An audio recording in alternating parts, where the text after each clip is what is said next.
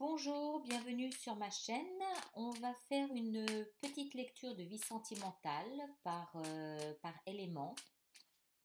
C'est un peu une surprise, c'est vrai. En fait, j'avais envie de le faire, donc je me suis décidée là ce matin. En plus, j'ai reçu de nouvelles cartes, ce qui me motive grandement à les utiliser et j'ai pensé que c'était une très belle opportunité. Donc, on va commencer par l'élément eau, c'est-à-dire cancer, poisson et scorpion. On va faire ça, ça va être assez rapide, hein, c'est pas quelque chose, c'est pas une longue lecture comme on fait mensuellement, c'est quelque chose d'assez simple, d'assez rapide.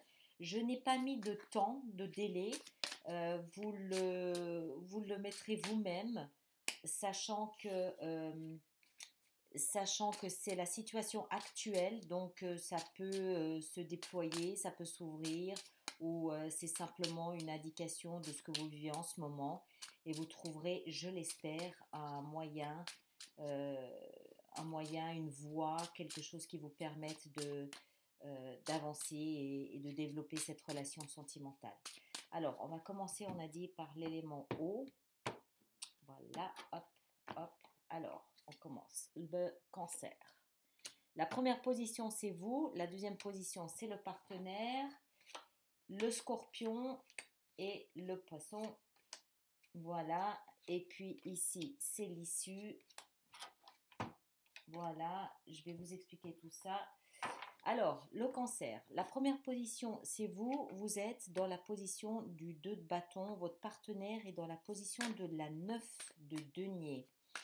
Alors, ce que ça nous indique, c'est que vous êtes dans une situation où vous avez un choix à faire. Vous hésitez, vous envisagez de multiples possibilités, vous envisagez d'autres solutions, d'autres voies, voire peut-être même un départ à l'étranger ou un déménagement tout au moins. J'ai presque envie de dire que d'une certaine façon, le choix est fait, mais c'est la mise en place de ce choix qui est peut-être un petit peu plus compliquée, peut-être un petit peu plus délicate pour vous. Vous percevez votre partenaire dans la position de la 9 de denier, ce qui nous indique que pour vous, c'est une personne qui se situe dans une position assez confortable, une position aisée, quelqu'un qui campe peut-être un petit peu sur ses réussites professionnelles, matérielles, ou quelqu'un qui a tout au moins une assez bonne, une assez forte opinion de lui-même ou d'elle-même.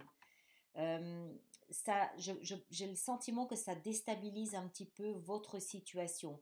Vous avez peut-être le sentiment qu'il y a de la part de votre compagnon ou compagne une forme d'arrogance à votre égard, voire peut-être de mépris, du fait de sa position et peut-être que cette personne ne vous inclut pas dans son cercle intime. Ce que je veux dire par là, c'est que sa situation financière, matérielle ou sa considération pour lui-même ou pour elle-même vous fait vous sentir un peu peut-être amoindri, moins valorisé, pas à la hauteur, quelque chose comme ça. L'issue de votre situation, c'est l'ermite, ce qui nous explique qu'en fait, vous avez envie ou vous allez vouloir, vous ressentez le besoin de vous retirer un peu dans votre grotte. Vous cherchez votre vérité, vous cherchez à porter sur votre relation votre regard. D'accord? Vous avez besoin d'analyser les choses, vous avez besoin de les décortiquer, de les digérer pour trouver votre solution, pour trouver votre vérité, vraisemblablement.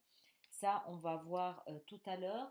Alors, on a maintenant le signe du scorpion. Vous avez la position de la 5 de bâton. Vous êtes dans l'argumentaire, vous êtes dans le conflit verbal.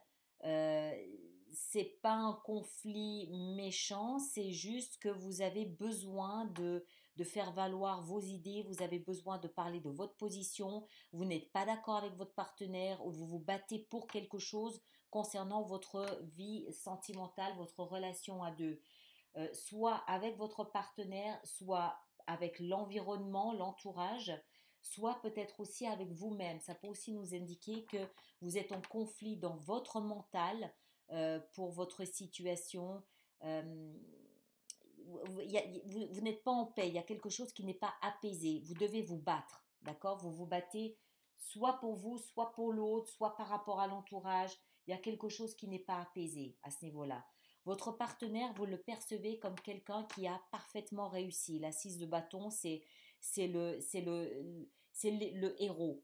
C'est le guerrier qui revient de sa campagne, qui revient de sa bataille, qui est accueilli en héros. C'est quelqu'un qui a peut-être aussi besoin d'être vu, besoin d'être reconnu, besoin d'être admiré.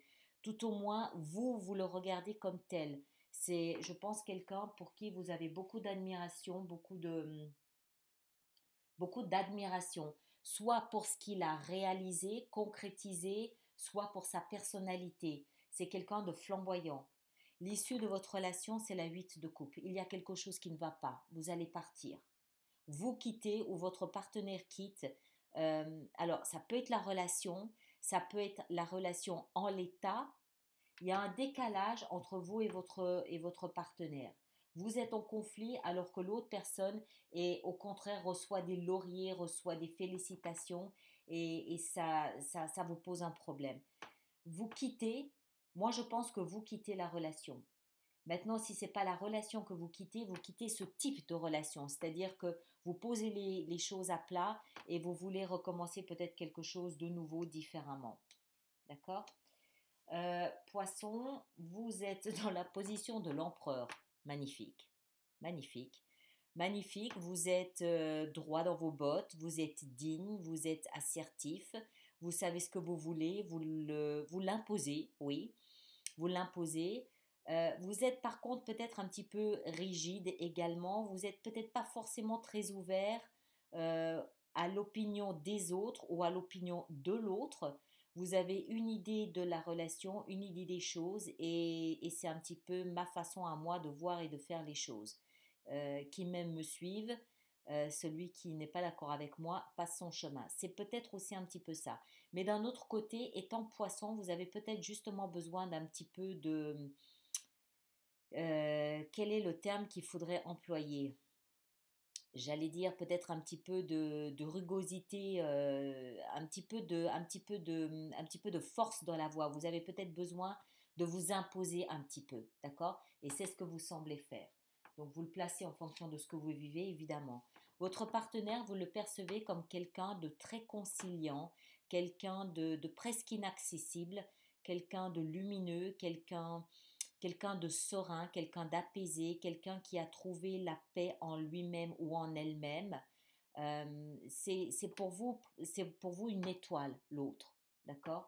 Alors, c'est un peu contradictoire, c'est-à-dire que vous êtes peut-être un petit peu subjugué par votre partenaire, homme ou femme, hein, peu importe. Euh, Peut-être que vous avez du mal, du coup, à vous adoucir pour arriver à parler le même langage que votre partenaire. Vous êtes peut-être un petit peu trop rugueux, trop râpeux pour votre partenaire, du coup. D'accord? D'un autre côté, j'ai le sentiment que cette structure que vous adoptez dans votre comportement ou dans votre langage, un peu rigide, un peu dur, un peu impérialiste, c'est quelque chose de nécessaire pour tenir face à votre partenaire. C'est un peu comme si, c'est un peu comme si vous aviez endossé une armure, mais que sans cette armure, vous paraîtriez un peu trop mou ou trop molle face à votre partenaire, qui lui et ou elle n'a pas besoin d'armure. Cette personne brille juste par sa présence.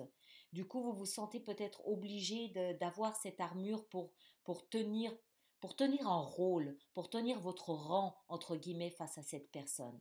D'accord? L'issue de votre relation est la force. Magnifique. Magnifique. Très bien. C'est l'union de la douceur et de la force. L'union de la douceur et de la fermeté. Et ça nous donne une relation forte, solide. D'accord? Une relation qui n'a pas peur des différences, parce qu'il peut y avoir de grandes différences entre vous et votre partenaire. C'est une relation qui n'a pas peur d'afficher ses différences, qui au contraire trouve une forme de puissance dans les différences que vous pouvez avoir. Peut-être dans l'âge, il y a peut-être une grande différence d'âge, mais vous trouvez néanmoins une force dans les différences que vous pouvez avoir. Il peut peut-être aussi y avoir une différence de culture. ou de niveau social aussi dans votre relation. D'accord? Alors, le cancer, on en était ici, vous vous retirez dans votre grotte, vous êtes la 2 de bâton, votre partenaire, vous le percevez comme la 9, et vous avez ici la 4 d'épée, qui, alors, c'est le after tarot, d'accord? Voilà, c'est le tarot après le tarot qui nous donne une indication de ce qui peut se passer après. Et là, en l'occurrence, pour moi, il s'agit davantage d'un état d'esprit où en fait, il vous est recommandé d'honorer le temps nécessaire au repos, le temps nécessaire à cette retraite. Ce temps, en fait, c'est peut-être votre plus grand cadeau dans votre relation, d'accord? Il y a une différence de communication, il y a une différence de positionnement entre votre partenaire et vous, ou tout au moins entre vous et la façon que vous avez de considérer votre partenaire. Et cette différence ne peut s'effacer ou s'amoindrir qu'en acceptant que le temps joue son rôle, efface, écorne un petit peu les angles vifs de votre relation et en même temps prenez le temps de regarder peut-être cette relation sous un autre angle, de trouver votre vérité, de trouver... En fait, le problème n'est pas tant votre partenaire, le problème c'est plutôt vous. Le problème c'est plutôt vous. Vous avez le sentiment d'avoir un choix à faire, euh, mais ce choix c'est peut-être le genre de choix entre rester ou partir, et peut-être que le partir vient du fait que vous n'avez pas un regard juste sur votre relation. Votre vérité, la vision que vous avez de votre relation, pardon, la vérité que vous portez de votre relation n'est pas encore connue, mais surtout de vous-même. Et c'est ce en quoi le temps, l'espace, le délai joue un rôle important. C'est pas tellement votre partenaire, il est dans le rôle qu'il a, il n'a pas à venir en arrière ou à s'amoindrir pour vous accueillir. C'est à vous de vous rehausser à sa hauteur ou à sa valeur. D'accord? C'est pas tellement à lui ou à elle de se diminuer pour vous sentir accueilli, pour vous sentir accepté. C'est à vous de trouver une nouvelle vérité, mais pour ça, vous avez besoin de temps. Et ce temps, ne rechignez pas. C'est un cadeau, ce temps que vous avez. C'est vraiment un moment où vous allez pouvoir faire une forme d'introspection et aller trouver votre vérité sur les choses. Donc très bien au final, d'accord? Voilà, on laisse ça comme ça. Et puis ici, alors Scorpion, on l'avait vu, un combat avec vous, avec les autres, avec votre partenaire que vous regardez comme quelqu'un de vaillant, un guerrier valeureux, quelqu'un qui a besoin d'énormément de reconnaissance. Néanmoins, il y a quelque chose que vous allez laisser derrière vous parce que émotionnellement, vous n'êtes pas comblé. Vous partez, vous partez à la recherche. C'est peut-être aussi quelqu'un qui a tellement besoin de reconnaissance que cette reconnaissance, il va la chercher ailleurs plutôt qu'en vous. Et du coup, vous vous sentez peut-être un petit peu seul. D'accord? Donc, pour moi, vous quittez quelque chose. Si ce n'est pas la relation, c'est la façon de voir la relation. Et vous avez ici la 2 de bâton. Vous voulez plus de partage, vous voulez plus d'équilibre dans la relation. Donc, soit le conflit vient du fait que vous exprimez votre mal-être dans cette relation, c'est possible, ou alors le conflit vient du fait que vous avez décidé de partir parce que vous voulez un espace où il y a plus de partage. Vous voulez partager votre vision du monde avec quelqu'un, vous voulez choisir une cible, une direction de vie commune à vous deux et pas uniquement suivre votre héros de guerrier ou votre héroïne de guerrière. Vous voulez que la vision de la vie soit, ou en l'occurrence ici de la vie sentimentale, soit partagée. Nos poissons, la belle harmonie avec la force. Vous avez la 9 de bâton qui, elle, nous indique que vous êtes peut-être un petit peu fatigué de vous isoler, fatigué de préserver votre intimité et que vous allez finalement quand même, vous êtes fatigué d'être l'empereur, d'accord? Pardon, vous ne les voyez pas. Vous êtes fatigué d'être l'empereur, vous le voyez ici. Vous êtes fatigué d'être l'empereur, donc vous allez laisser, vous allez baisser votre armure et vous allez laisser l'autre entrer avec sa douceur ici. Vous allez laisser l'autre entrer dans votre périmètre intime. Vous faites de la place dans votre intimité pour l'autre. Vous baissez la garde, d'accord? Finalement, vous arrivez à baisser la garde et vous allez laisser l'autre entrer et partager ce que vous avez de plus précieux, de ce que vous aviez de plus caché, de plus profond, de plus intime. Vous allez le partager avec l'autre. Vous lui ouvrez un espace dans votre cœur. Il n'est plus à la porte d'entrée, il est dans votre cœur, ou elle, évidemment. D'accord? Voilà, c'était un petit voyage surprise comme ça dans votre vie sentimentale. On se retrouve, comme je vous l'ai dit, non, là, on va se retrouver pour les lectures du mois de juin. Et puis ensuite, on se reverra pour les projections du deuxième semestre 2019. Voilà, merci de partager, de liker, de vous abonner. Et puis à très bientôt. Merci beaucoup.